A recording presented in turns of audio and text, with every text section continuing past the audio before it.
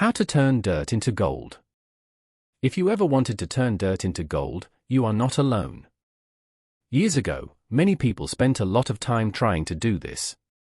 They were called by a long name, alchemists. Yet none of them could really pull it off. After all, who can really turn dirt into gold? You may be surprised to learn there is a way. Hear this story and find out. Long ago in a country called Burma, in Asia, there lived a young wife. She loved her husband very much, but one fear was heavy on her mind. "Husband," said the wife, "all day long you try to turn dirt into gold. You do nothing else. Soon, I fear all of our money will be gone." "I do this for us," said her husband. "Someday we will both be rich, and you will thank me." "If we live that long," said his wife in a quiet voice. She knew she needed help, and so she went to her father's house. "Father," she said, "from morning to night, my husband tries to turn dirt into gold. Soon we will be out of money. I try to talk to him, but he will not listen. Please, will you talk to him?" "My dear," said her father, "of course. Thank you." She felt better already. The next day, the father went to see his daughter's husband. "I hear you are trying to turning dirt into gold," he said to the young man. "I will do it," said the young man. "It just takes some time."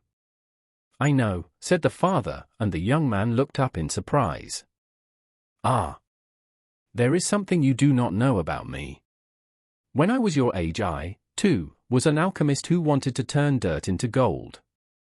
"You were," said the young man. "And not only that," said the father, "but after many years I found out the secret." "You know how?"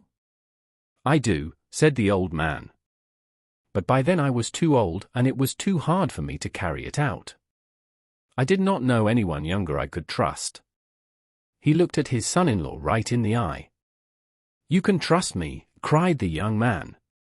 He jumped up with joy. Smiling wide, the two of them shook hands. Then the older man told his son-in-law about a silver powder that grows on the back of banana leaves. Seeds for the bananas must be planted in the ground while the words to a special magic spell are said. When the plants grow tall and ripe, silver powder from the back of the leaves must be brushed off and saved. "How much of this silver powder is needed?" said the young man. 2 pounds, said the father. "But that will take hundreds of banana plants," cried the young man. "Alas," said the father. "That is why it was too much work for me to carry it out. But now, I am able to lend you money to rent the land and buy seed." With the loan, the young man rented a large plot and cleared the land. He planted the seeds while saying the magic spell over them that he had learned. Each day, the young man walked the rows of young plants. With great care, he pulled out the weeds and kept the pests away. When the banana plants grew tall and ripe, the young man brushed the magic silver powder from the back of their leaves. But only a handful of the powder could be saved.